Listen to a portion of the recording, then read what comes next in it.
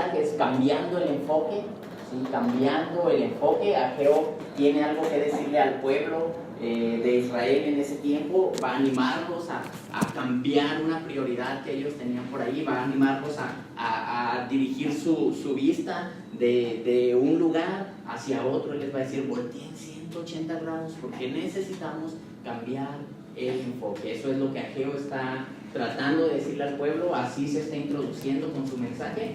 Y antes de que entremos en materia, vamos a hacer un marco histórico un poquito. Ya que vamos a estar en Ageo, vale la pena que entendamos qué es lo que está pasando, cuál es el contexto en el que Ageo está dando su mensaje. Seguramente muchos de aquí ya lo saben, lo han estudiado, lo han leído, y quizá otros lo vamos a aprender, ¿sale? Pero para que no nos quedemos unos entendiendo y otros más perdidos que el hijo de la Llorona, pues vamos a tratar de... La Llorona tienen 2000 años buscando, ¿no? Digo a los hijos, si no los hallan, entonces andan perdidos. Entonces esperamos no salir de aquí, pues son de nos dejó Will, ¿no? Allá. Muy bien, voy a iniciar desde que inició el pueblo de Israel con un reino monárquico, ¿sí? Anteriormente, cuando Dios los libera en Egipto y todo eso, recordarán, ellos tenían un gobierno teocrático, Dios gobernaba el pueblo de Israel. Pero después que salen de Egipto, viene un periodo, conquistan la tierra con Josué y todo esto, viene un periodo de jueces, un periodo decadente donde el pueblo cayó en pecado hasta lo más triste. Y en ese momento ellos dijeron, queremos tener un rey como las demás naciones, queremos que alguien nos gobierne, queremos ver a alguien que nos esté llevando adelante, que nos lleve a la guerra, que ponga orden en el pueblo y todo esto. Y a través de Samuel, Dios le dice al pueblo, bueno, quieren alguien que los gobierne, que los mande, pues les vamos a dar rey, ¿no? Y el primer rey de Israel llegó Saúl, ¿no? Y desde Saúl hasta Salomón hubo un periodo de 120 años donde Israel alcanzó su mayor gloria, la época dorada de Israel, ¿no? 120 años, 40 reinando Saúl, 40 David, 40 Salomón, donde tuvieron una época de esplendor, lograron conquistar a todas las naciones de alrededor, se extendieron, David tuvo guerras, conquistó batallas, y bajo Salomón, con toda la sabiduría que Dios le dio, hubo paz, mucha paz, y el pueblo fue muy próspero, y de muchos lugares venían a escuchar la enseñanza de él. Pero muere Salomón, muere un rey sabio, un rey que tuvo sabiduría de Dios, murió, y cuando él muere, el reino se fractura, se parte en dos, se divide el reino, y entonces entramos al tiempo del reino dividido. Y en este reino, 10 de las 12 tribus de Israel se quedan en el norte, su capital fue Samaria, ¿sí? Y 2 de las tribus, que fueron Judá y Benjamín, se quedan en el sur, y su capital fue Jerusalén. Y empezó a haber 2 reyes, uno reinando en el norte y uno reinaba en el sur. Las 10 tribus de Israel en el norte, en todo el periodo del reino dividido, no tuvieron ni un rey bueno. Todos los reyes, dice Crónicas y dice también Reyes, que fueron malos, hicieron lo malo ante los ojos de Jehová. Y como generalmente sucede, el estado espiritual del rey o del que va al frente, pues denostaba el estado espiritual del pueblo. Entonces el pueblo fue en decadencia. Dios mandó profetas, mandó mensajeros, mandó atalayas que les advirtieran que si no se volvían a Dios, iban a ser destruidos, iban a ser cautivos. En el 722 viene no el imperio, pero vienen los asirios, que era el ejército fuerte en ese momento, los invaden, se los llevan cautivos y finalmente desaparecen. Esas 10 tribus jamás regresaron hasta el día de hoy. Se mezclaron, después nacieron algunas otras razas de ahí, pero nunca retornaron, se perdieron. De tal manera que nos quedaron solo 2 tribus al sur, Judá y Benjamín, que en Jerusalén. Eso fue lo que después fue el pueblo de Israel, o lo que a partir de ahí ya la Biblia empieza a tomar como el pueblo de Israel.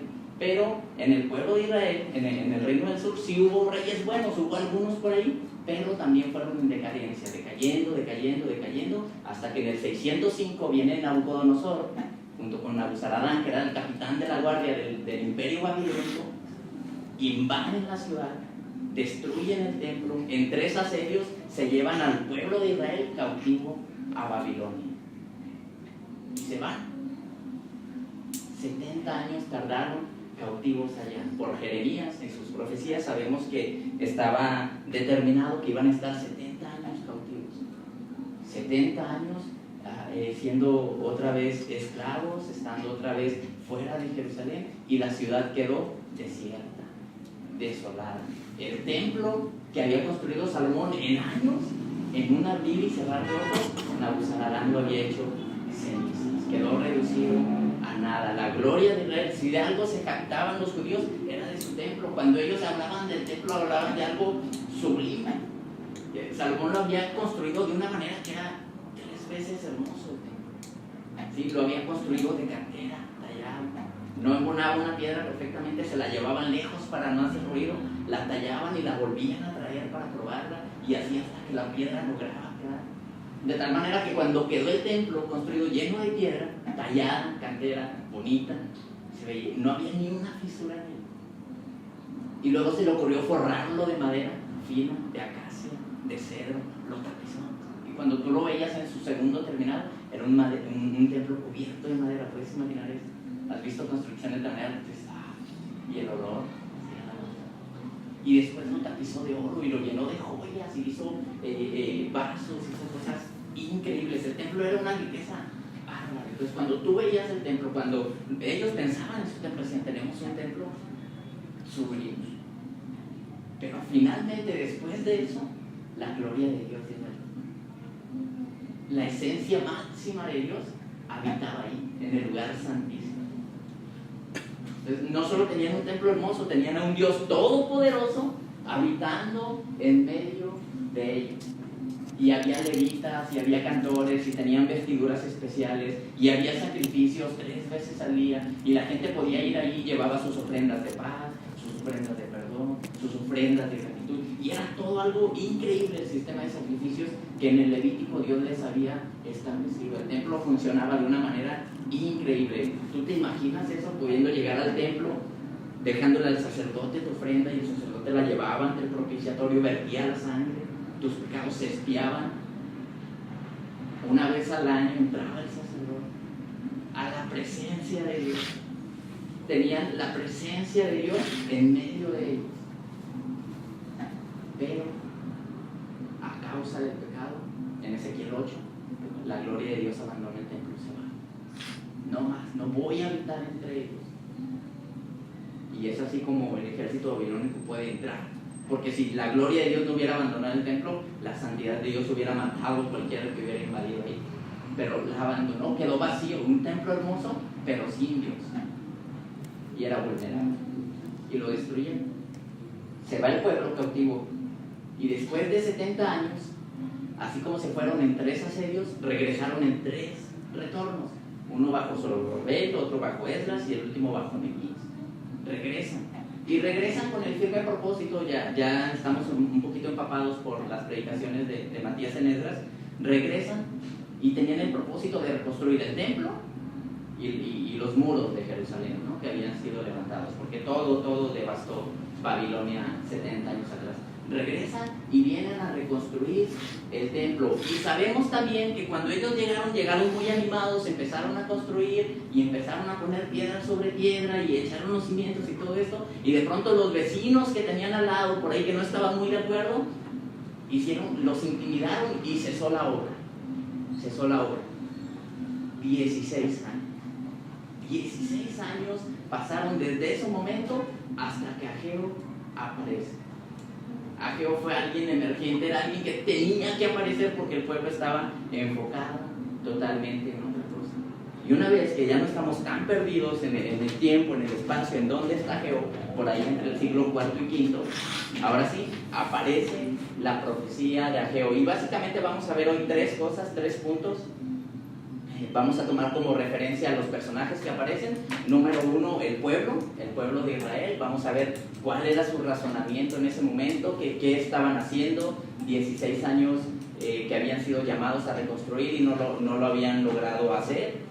¿Dónde estaban sus prioridades? ¿De qué manera estaban razonando? Número 2, el profeta, ¿sí? ¿Cuál era su mensaje? Su valor que tuvo para poder hablar, lo pragmático pero lo efectivo que logró ser Ageo en unos cuantos versículos. Y finalmente vamos a hablar de Dios, que es quien está enviando a este mensajero, que es quien tiene algo que decirle al pueblo y que es el único que puede regresar la gloria que antes tuvo ese templo. Muy bien, número 1, el pueblo. Quiero que notemos, lo primero que brinca, si tú lees estos 4 versículos, brinca un razonamiento del pueblo. Sí, en el versículo 2 dice: así ha hablado Jehová de los ejércitos, diciendo, este pueblo dice, algo estaba pensando en unanimidad el pueblo, ¿sí? Este pueblo dice, no ha llegado aún el tiempo de que la casa de Jehová sea reedificada. Versículo 4, es para vosotros tiempo, para vosotros de habitar en vuestras casas aterzonadas, y esta casa está desierta. El pueblo estaba razonando de una manera, habían sido retornados con el firme propósito de reconstruir el templo. Fueron intimidados, como ya lo platicamos, y ellos empezaron a tener un razonamiento. No es el momento.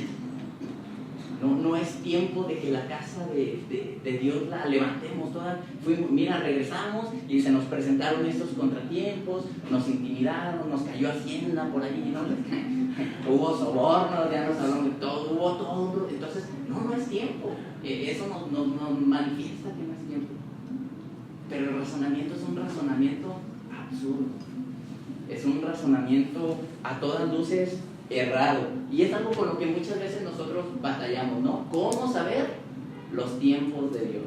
¿Cómo saber cuándo tengo que hacer tal o cual cosa? ¿Cuántos de nosotros no nos hemos preguntado cómo saber cuál es la voluntad de Dios? ¿Sí? ¿Cómo entenderlo? Y muchas veces decimos, híjole Dios, ¿será que me estás diciendo eso? Pero ¿y si lo hago y capaz que era de la otra forma?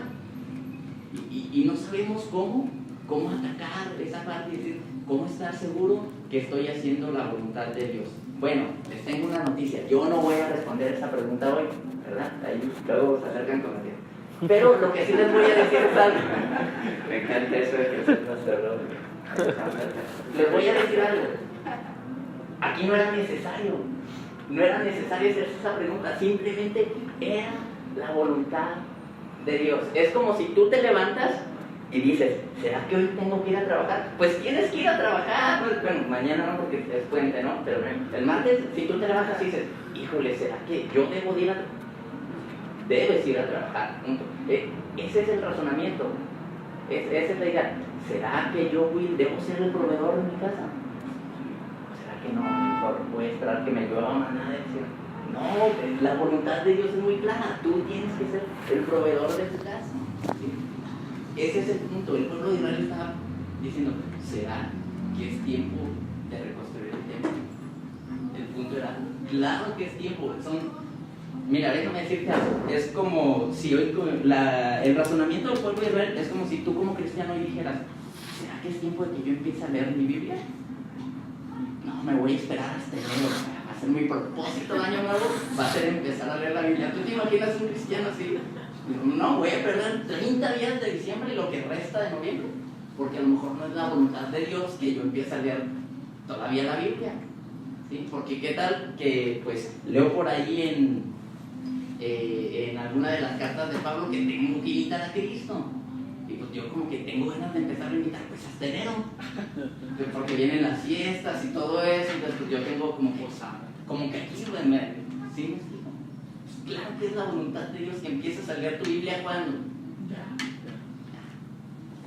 más o menos esa era la cuestión con el pueblo de Israel. Era muy claro, muy obvio que era tiempo de reconstruir el templo. Se habían tardado 16 años en empezar a hacerlo.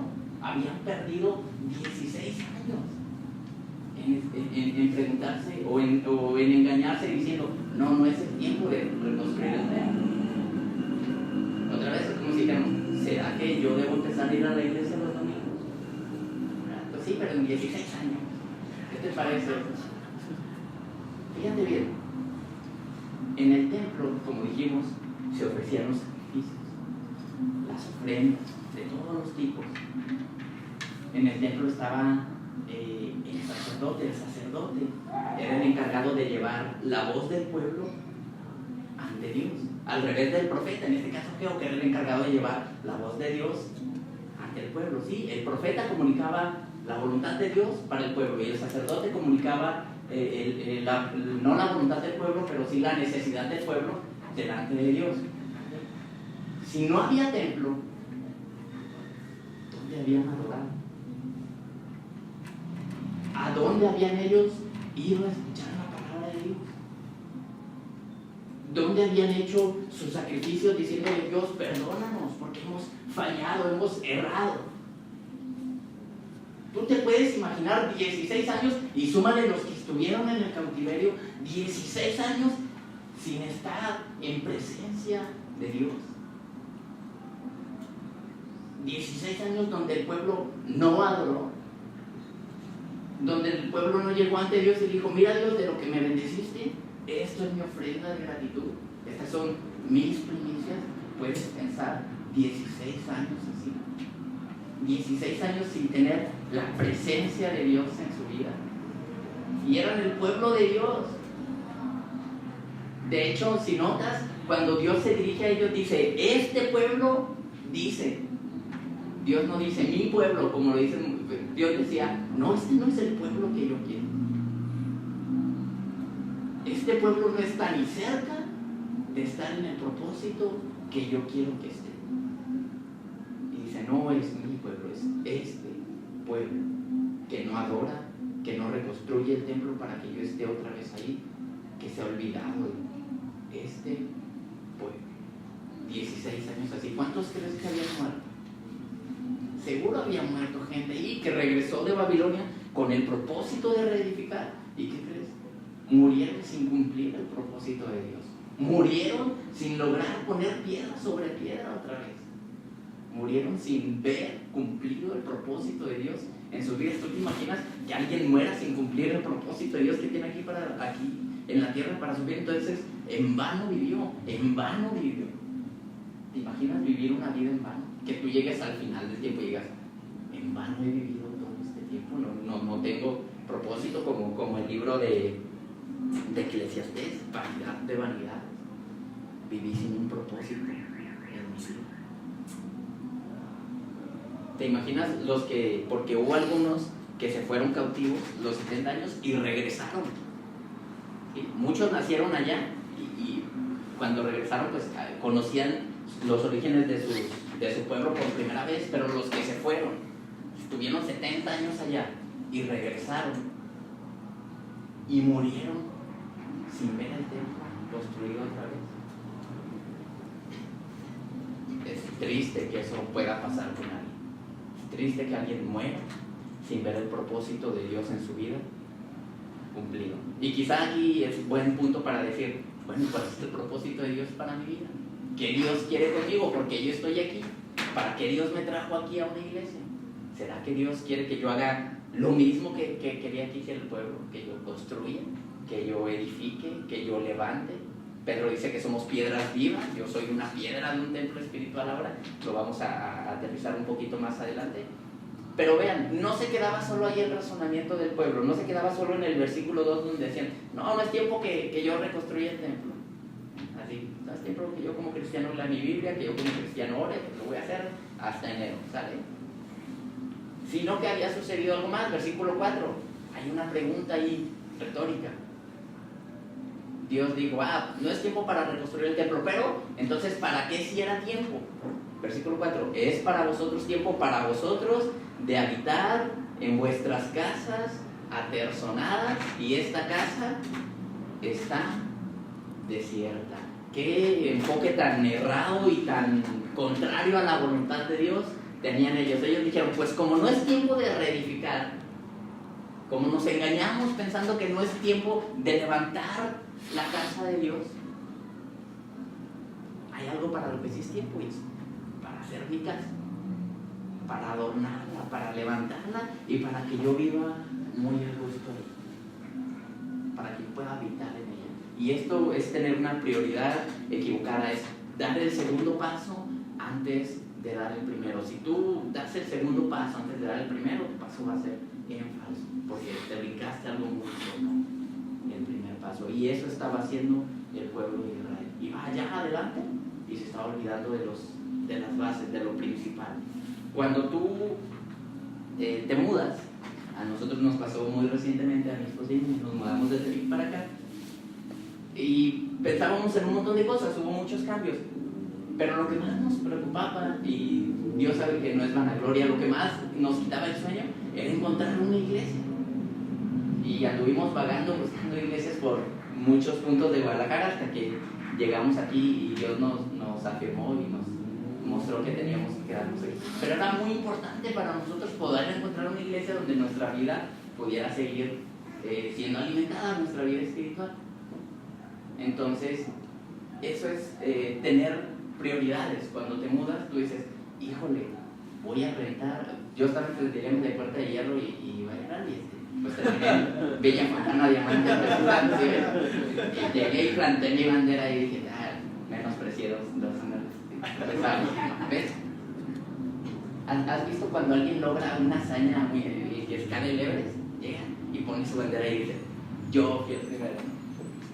Cuando alguien logra algo que nadie ha hecho, cuando alguien establece un récord, dejas algo que diga ahí, que patente que fuiste tú. Lo que el pueblo tenía que haber hecho cuando regresó era, voy a dejar patente que lo que más me interesa de llegar a este nuevo lugar va a ser esto. Ahí voy a poner mi bandera. El primer lugar que hice fue aquí, el templo de Dios. ¿Sí? Esa era la idea. Cuando tú vas a algún lugar, ahora que fueron a Monterrey, tú ibas con tu mente en que, ¿dónde? Lo primero que quiero hacer, me voy a ir al nuevo estadio de Monterrey. Por decirlo, ¿no? Quizá todos decían, pues queremos estar en la iglesia, es muy rico, ¿no? Porque están los hermanos y luego con las carnes que hacen, ¿no? Si ya llevaban hambre y se iban comiendo sándwiches, pues se iban comiendo sándwiches, porque eso pasa en los viajes. Después de cada viaje tú no quieres comer sándwiches como en 2 meses y piensas, yo la vez que veo, ya no quiero comer nunca, pasado como 2 años. Ok, eso es lo primero que tú debes. Hablábamos de Hebreos, los que estuvieron aquí en esa predicación que dimos, estábamos en una carrera, ¿no? Lo primero que tú vas pensando es, bueno, neta, que Cristo está ahí esperando. Pero el pueblo dijo, no, como ya no pude reedificar, ¿dónde voy a establecer mi bandera? ¿Dónde voy a hacer mi lugar de comodidad? ¿Dónde voy a establecer mi prioridad? En mi casa. Y el pueblo empezó a decir, Dios, tú me puedes esperar a los 16 años y los que vengan, pero mi casa no, porque ¿dónde voy a vivir? Y después se dedicaron a decorarlos, dice que estaban apersonadas, ¿no? Muy bien hechas, muy adornadas y todo eso. Entonces el pueblo dijo, es muy importante ¿dónde voy a vivir yo? Porque cuando Babilonia invade, destruye todo, no solo el templo, pues destruyeron sus casas. Dice que algunos a sus hijos los arrastraron, los sacaron, a sus hijas pasaron muchas barbaridades. Si tú lees el periodo de los últimos 5 reyes de Judá, Joaquín, Joacín, Joacás, me faltan los otros 2 que no me acuerdo, Manasés era el último. Fueron periodos donde los devastaron, el pueblo de Babilonia los devastó literalmente. Quedaron las casas también deshechas. Entonces cuando ellos llegan con el firme propósito de levantar el templo, el templo estaba ahí, entonces, ¡ey! Voy para acá, mi casa. Sí, como Jonás, ¿no? Cuando Dios lo envió a Nínive, él dijo, sí voy para Tarsis, hasta el otro lado. Así se hicieron los del pueblo, sí voy a reconstruir mi casa. Y ahí estaban bien a luz. En pocas palabras, hermanos, ellos dijeron, Dios, ahorita tú no eres importante, soy muy importante yo. Ahorita no importa si tú no estás en el pueblo, regresé yo. ¿Sí me explico? Dios se fue, Dios abandonó la gloria del templo, a ellos se los llevaron. Capaz que decía Dios, tú te fuiste por tu voluntad, nosotros nos llevaron a fuerza. Es justo que reconstruyan mi casa y luego que ya si se levantan otras generaciones que ellos reconstruyan el templo. Yo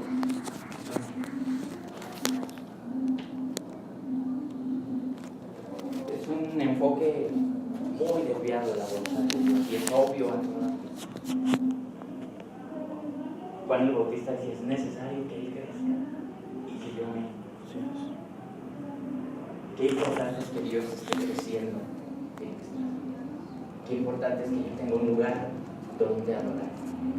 Que cuando tú llegues a tu casa nueva, digas, este va a ser el lugar de Dios, aquí yo voy a orar, aquí yo voy a hacer mi devocional, aquí yo voy a pasar tiempo con Dios. Pero si no había lugar para Dios en el templo o en el pueblo en general, ¿tú crees que había para Dios un lugarcito ahí donde ellos no lo tenían? En sus casas atencionadas no lo había.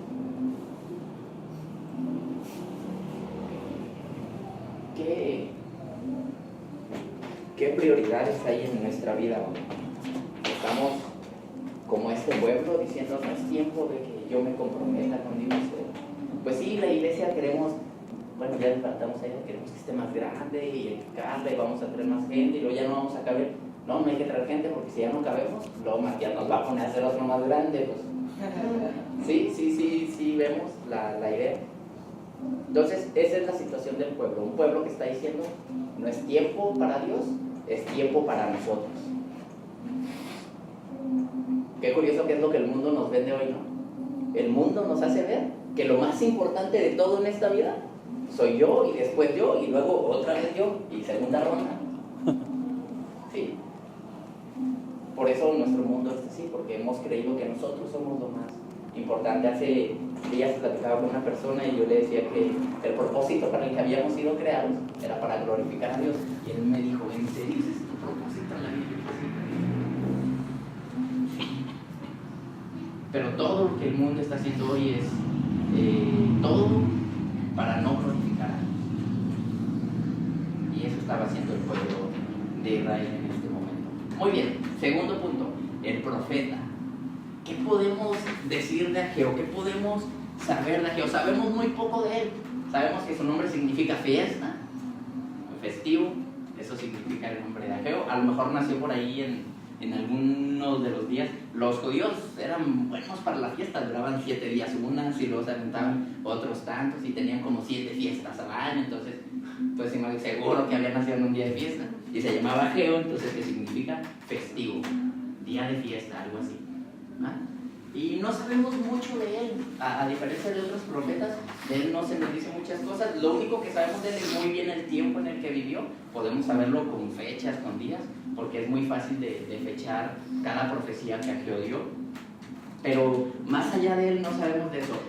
Sin embargo, sabemos cosas muy importantes de Ageo. A través de su pequeño libro y un poquito de luz que nos da Esdras, podemos saber algunas cosas. Lo primero que hay que notar, que salta a la vista en el versículo 2, así ha hablado Jehová de los ejércitos. Está hablando Ageo a través, está el profeta dando la voz de Dios al pueblo, y lo primero que podemos notar es que lo que este hombre decía era literalmente lo que Dios le había dicho, y eso a nosotros nos da mucho descanso, mucha paz, mucha confianza, porque hay por ahí otros libros que le añadieron a la Biblia donde a un tipo se le ocurre decir, pues miren, ya les escribí, pero ay, si en algo me equivoqué, ay, discúlpenme. En la Biblia, ¿tú te imaginas un libro que tomas como palabra de Dios diciendo, pues discúlpame si me equivoco? ¿Qué le voy a hacer caso?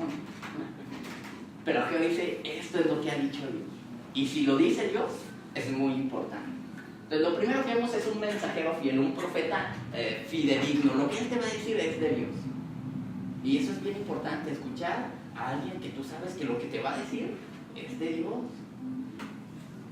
Hoy en día hay mucha gente diciendo que dice la palabra de Dios y te dice todo menos eso.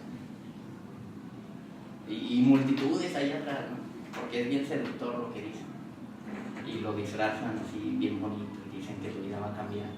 Pues sí, va a estar más peor.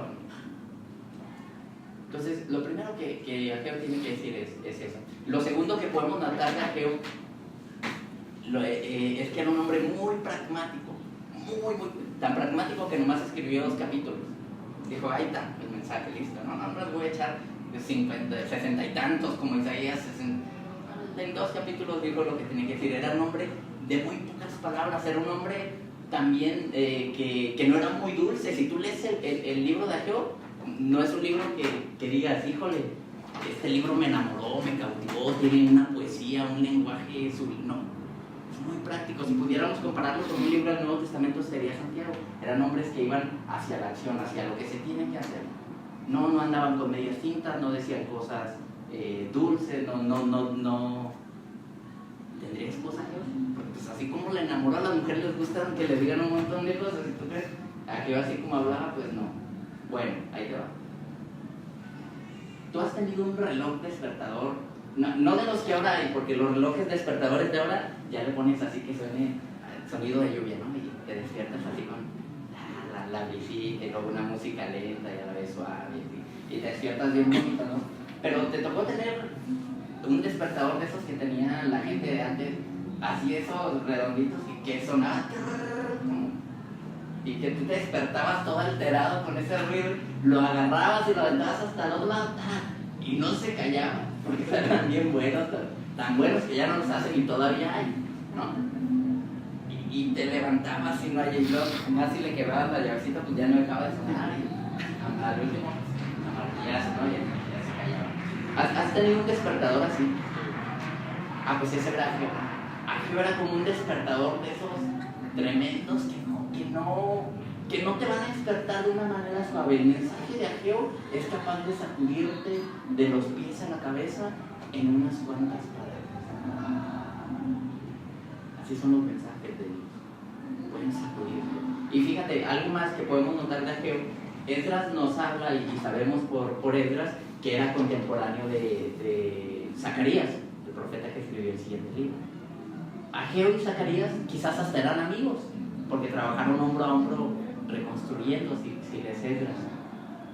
Y Zacarías era lo opuesto a Ageo. Zacarías era un hombre sublime, era un hombre de poesía. Si tú lees el libro de Zacarías, ese sí no, que de Walking Dead y todo lo que le gusta. No, vio una mujer volando y luego, ¿sabes? Unas profecías muy padres. Zacarías es un libro muy padre de leer porque es muy bueno, tiene muchos detalles muy estéticos en su escritura. Entonces, seguramente Zacarías era muy elocuente para hablar.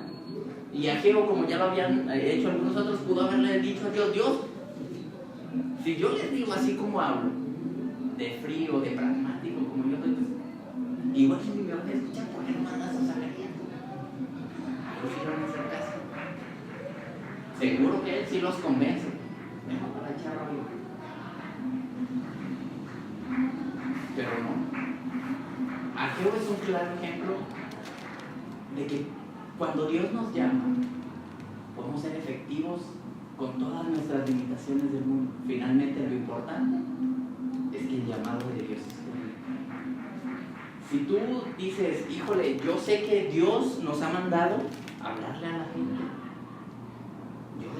yo sé que Dios me está llamando a mí a compartirle a alguien en específico. Yo sé que Dios me ha dado un mensaje que le tengo que decir a este hombre por el que he orado tanto tiempo, o a esta familia, o en la iglesia, o donde Dios te haya dicho. Pero piensas que como no eres muy bueno, o que como no sabes mucho, pues Dios no te va a usar. Y dice, mira, te voy a presentar tus tomatías otra vez. Que el sí. Eso es un claro ejemplo de que puede suceder. Versículo 2, es bien pragmático su mensaje. Así ha hablado Jehová de los ejércitos diciendo, este pueblo dice, no ha llegado aún el tiempo. No les dijo más. No ha llegado el tiempo en que la casa de Jehová será reedificada. No tiene nada de especial su mensaje. Lo único grande y sublime es que es lo que Dios le había dicho. Lo que Dios te diga a ti, eso haz. Tú hiciste tu devocional en la mañana y leíste que Dios amó de tal manera al mundo que dio a su Hijo. Eso dile al que va a ir al lado del camino contigo. Dios te amó de una manera increíble. No ocupas decir más. Finalmente es Dios quien va a hacer su obra. No era un hombre elocuente ni con muchas habilidades, solo un hombre que decía y que transmitía lo que Dios le había revelado a él. Por último, de Ageo quiere decir que era un hombre valiente. Era un hombre que tenía valor. Tú te imaginas llegar, Dios le dice a Ageo, ve ir al pueblo, está bien mal. Dios de Israel, sí, al de Israel. Oye, pero si son bien necios. Pero capaz Y luego los de Benjamín tienen una puntería.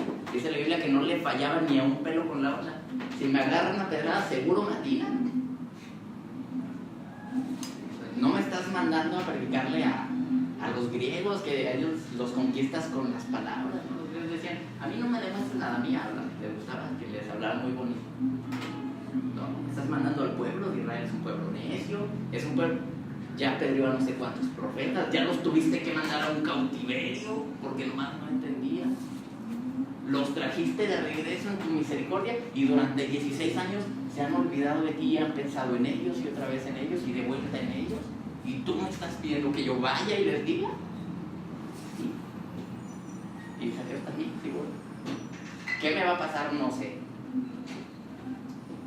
Pero sí se los digo, y fue y se los dijo, rapidito, como que acá dijo, vengo y me voy, desde que me tiene. Pero fue y lo hizo. Algo que nos pasaba en Tepic, íbamos a evangelizar una colonia que se llama la 2 de agosto, es una colonia, hoy en día ya no tanto, pero tenía fama así como el barrio más feo de Tepic. Y esta colonia se fue fundada de recién que llegaron, eran como unos aviadores, que les dicen, que llegan y no son sus terrenos, pero era un lugar ahí baldío, y se apropiaron y ahí se fundó esa colonia.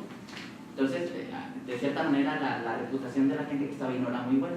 Con el tiempo, pues, fue creciendo y fue quedando en medio de la urbanización y empezó a llegar gente un poquito más mezclada.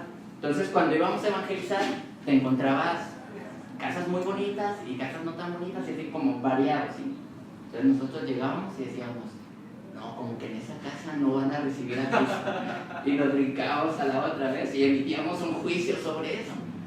Y ya condenábamos a ese sin hablar, con la pura apariencia, con la pura apariencia. Dios nos está hablando, llamando a hablarle a la gente, y toda la gente que tú te encuentres allá afuera, la gran mayoría, es gente que tú emites un juicio primera vez y dices, no, pues como que si le hablo de Cristo, sí se me han de enojar. O no, es bien duro de corazón, bien duro. Yo tengo a mi abuela que es una gran señora, pero yo pienso en ella y digo, ay, el Señor es tan católico, nunca me va a pensar en mis primeros años. No, ¿cuándo te va a recibir? Primero me deshereda, me desbautiza y luego quién sabe cuánto, y luego ya. A Jehová no le iba a hablar a personas tan suavecitas, pero un hombre valiente para Dios. Y eso necesita Dios, hombres que digan, me voy a levantar, cara.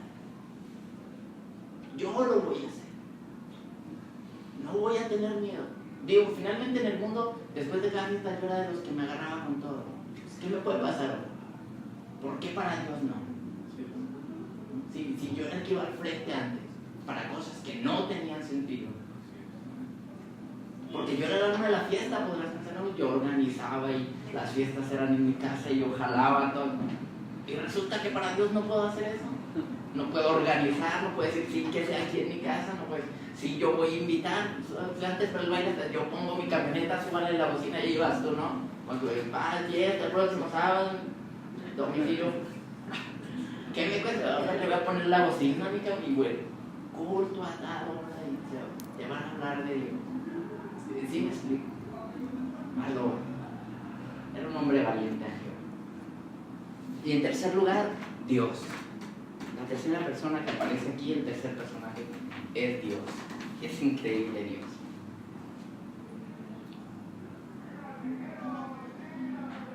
Dice lo del versículo 2 y 4 que nos está trabajando, que Dios dijo, vino palabra de Jehová. Dios pudo, fíjate algo, Dios pudo haber guardado silencio. De hecho, en el periodo intertestamentario no habló por 400 años.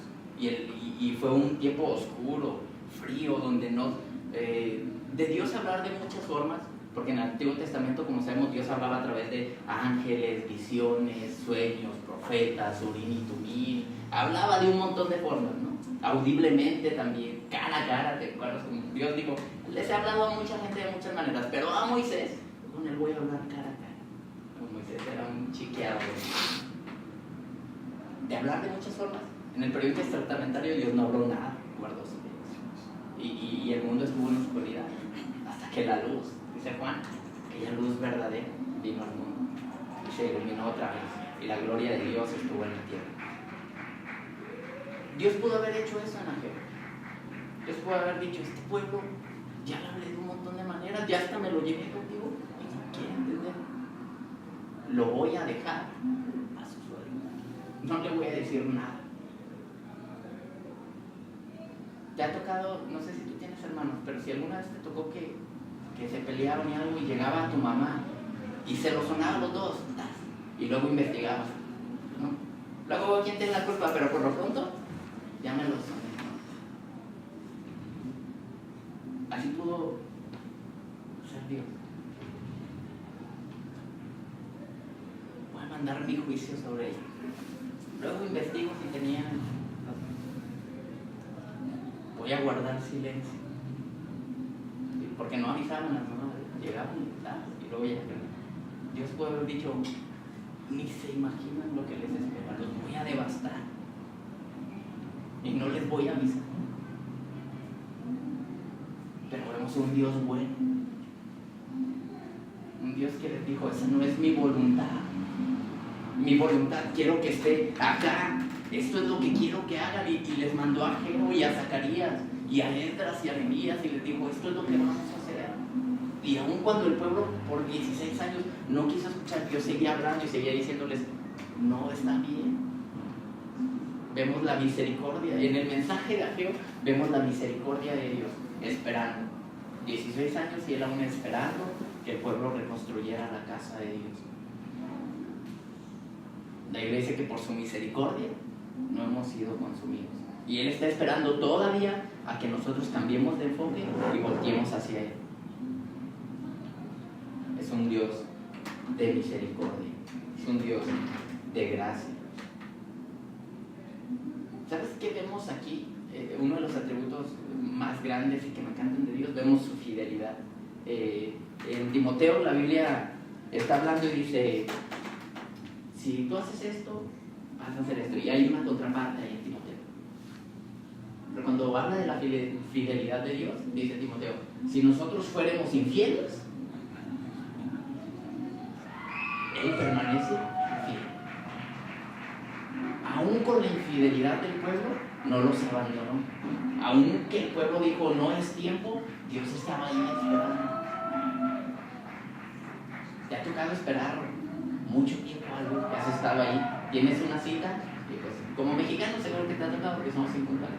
Y estás ahí esperando y 1 hora, y 2 horas, y nada. Y sigues ahí bien fiel, ¿no? Y dices, este tipo no se merece que yo lo esté esperando. No se merece mi pérdida de tiempo. Porque yo podría estar haciendo otro montón de cosas y resulta que a él nomás porque se levantó tarde no llega. Los que tuvieron novia alguna vez les tocó esperarlo. Tú llegas, tienes la cita, pues la vas a ver al cine, llegas, sale su mamá y dice, ahorita baja. Y a la media hora sale ella y dice, ya nomás me falta. Y ese ahorita, ya sabes cuánto se hace, ¿no? Y baja y está igualita que cuando bajó la primera vez, ¿no? No es cierto. Okay. Pero ahí estás esperando, ¿por qué? Pues porque no, sí vale la pena. Pero para Dios era tanto su amor y no había nada, pues, a tu novia te gustaba, era tu mejor momento, ¿no? Y dices, no, pues, porque hallo en esto muchísimas cosas que para mí van a ser buenas, me gusta, la comida y todo eso, estás enamorado. Pero Dios estaba esperando ahí ante el rechazo del pueblo. O sea, ni siquiera era que fuera un pueblo que digas, ay, pues que Dios dijera, cómo amo su disciplina, cómo amo su vida de oración, cómo amo su tiempo conmigo, cómo me encanta que todo el día esté hablando de mí. No había eso. ¿Para qué esperaban? ¿Para qué estaba Dios ahí esperando 16 años diciendo? Dios sí o no podía decir con solo si con la palabra hizo la creación, con solo es decir que aparezca otra vez el templo de Salomón, ahí está. ¿Podía hacerlo Dios? Y sin embargo estaba esperando que el pueblo lo hiciera. Y un templo que no iba a ser ni la sombra del primero. acaba ahí.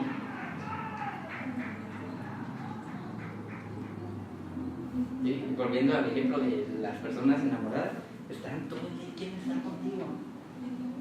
Te mandan un mensaje en la mañana y van por ti, te llevan a la escuela y te hacen de la prepa y tú... me proyecto, ¿no es cierto? Y luego ya la dejas en la puerta de su casa, vas dando vuelta en la esquina de la cuadra y te mandan, me extrañas, oye, pues mi chance da, pues te acabo de dejar. Así Dios quiere con nosotros. Y así Dios quería con Israel. Les extraño, y estaba esperando a que el pueblo dijera: si vamos a volver nuestro rostro a Dios, nuestro favor otra vez. Vamos a buscarte, Dios, te necesitamos. Y mira que lo necesitaban, estaban, ya Matías nos estará predicando después cuál era su condición real, pero es como cuando tu vida está hecha a pedacitos y estás buscando un montón de lados y hay alguien diciendo: yo puedo, mira, y tú sigues acá, ¿no? Y vas con la comadre, con el compadre, te leen las cartas, te hacen una limpia, buscas aquí y allá y cada vez el hueco en tu vida es más grande y dices: necesito de Dios, y Dios está ahí, pero nomás está ahí y lo tienes tan fácil. Dios fue muy bueno conmigo. Pudo haberlos consumido, pudo haberles dicho, después que los regresó a Babilonia y tardaron todo ese tiempo, Dios pudo haberles dicho: ¿saben qué? Otra vez los voy a desaparecer como las otras 10 tribus, o los voy a regresar a la cautividad, o los van a, no sé, pudo haber hecho mil cosas. Y lo único que hizo fue mandarles un profeta y diles lo que hay. Ve y diles que estoy esperándolos. Ve y diles que quiero habitar otra vez en medio de ellos en el templo. Fue lo único que hizo.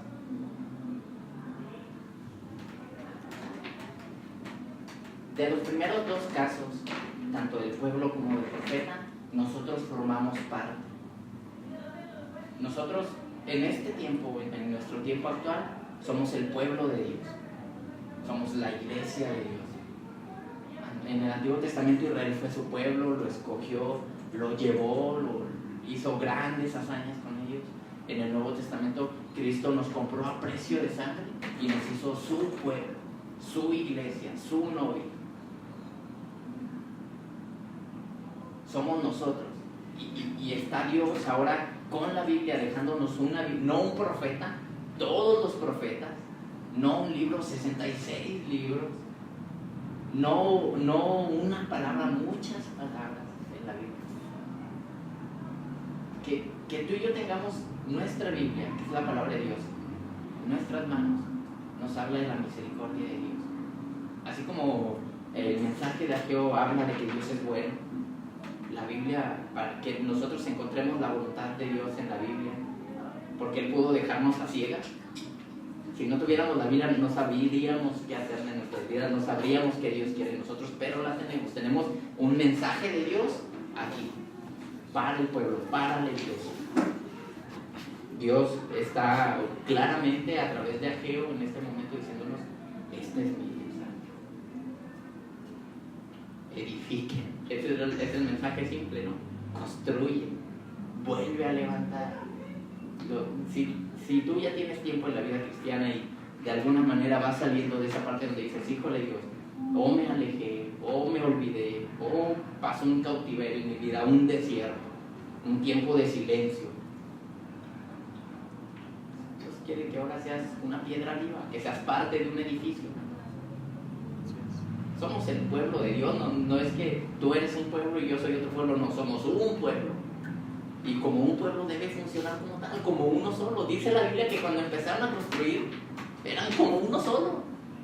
Era mucha gente trabajando en la reconstrucción del templo, pero todos con un mismo propósito. Era como si uno solo estuviera trabajando, todos iban para el mismo lado.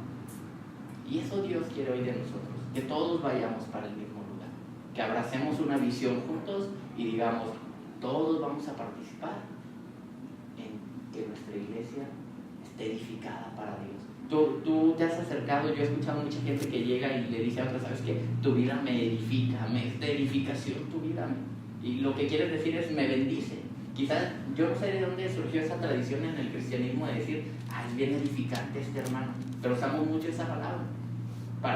Nos referimos a que nos bendice cuando nos dice algo, cuando nos visita, cuando predica, cuando su sola presencia dice, me hace estar bien a gusto con él. A lo mejor surgió de este tiempo, ¿no? Pero la idea es esa, construirnos entre nosotros.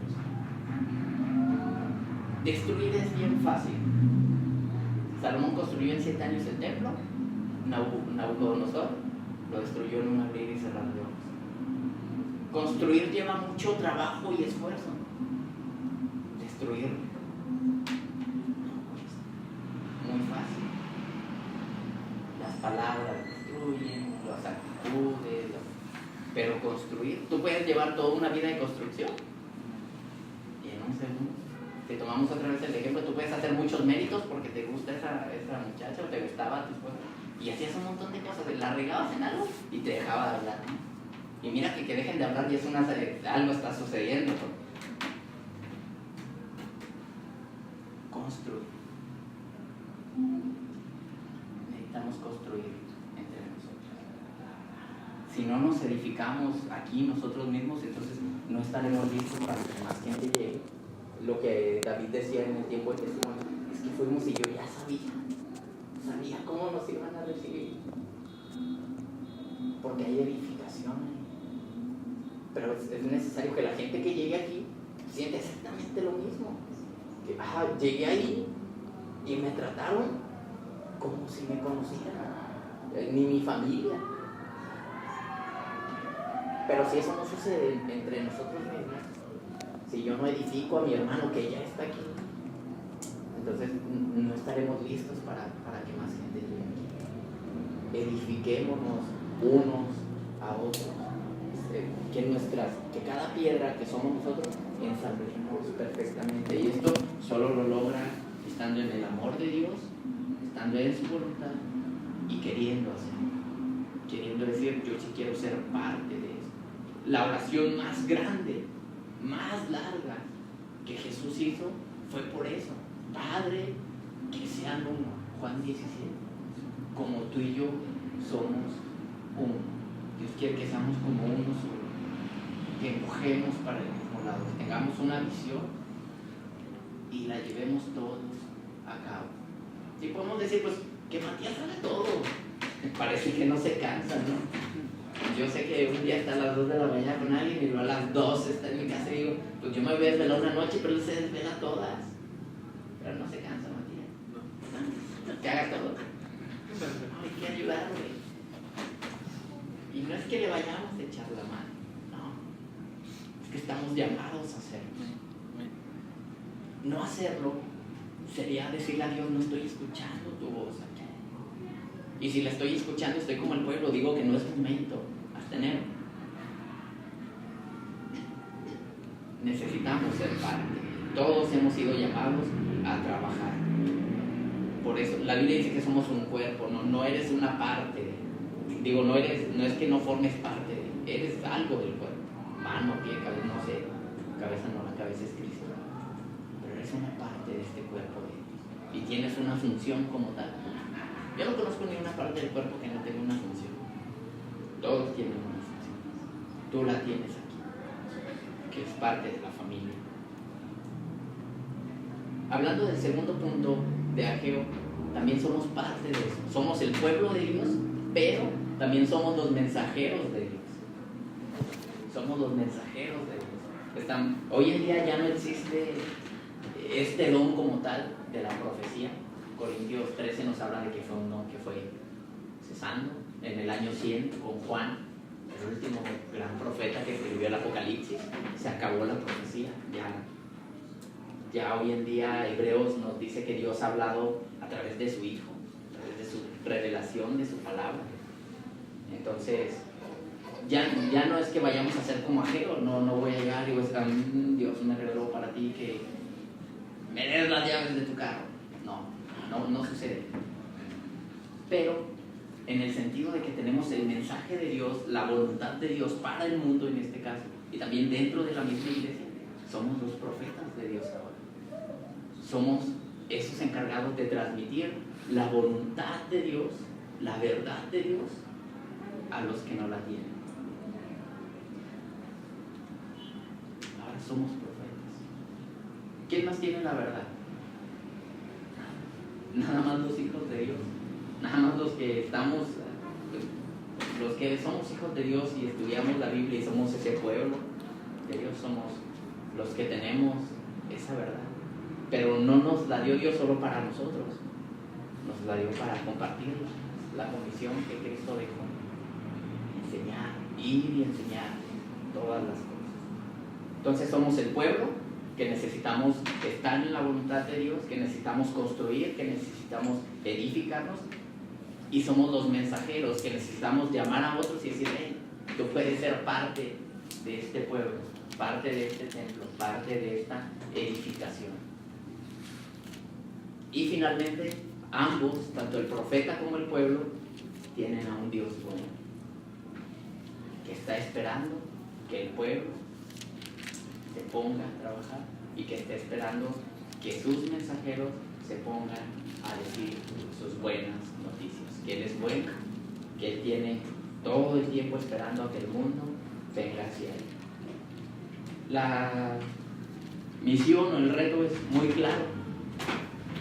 ¿Qué vamos a hacer nosotros con esto? ¿Qué vas a hacer tú?